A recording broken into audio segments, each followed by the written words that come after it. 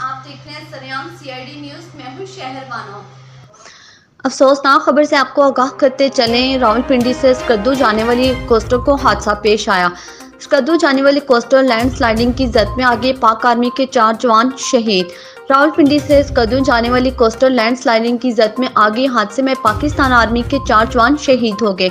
पाक फौज के शोबा ताल्लुकात आमा ISPR के मुताबिक शोहदा में सिपाही सुना खान, आसिफ, अरशद और फारूक शामिल हैं।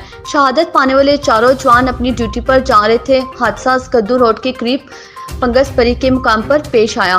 ख्याल रहे कि रावलपिंडी से स्कद्दू जाने वाली मुसाफिर कोच पर पहाड़ी तोदा गिरने से 16 अफराद जहाँ भाग और 2 शदीद जख्मी हो गए थे, जिनको अस्पताल मुंतकिल कर दिया गया। बदकिस्मत मुसाफिर कोच के साथ ये अफसोसनाक वाक़या पंगसपरी के मुकाम पर पेश आया। लैंड स्लाइडिंग के बायस अचानक पहाड़ी तोदा आग गिरा और कोच मलबे तले दब गई।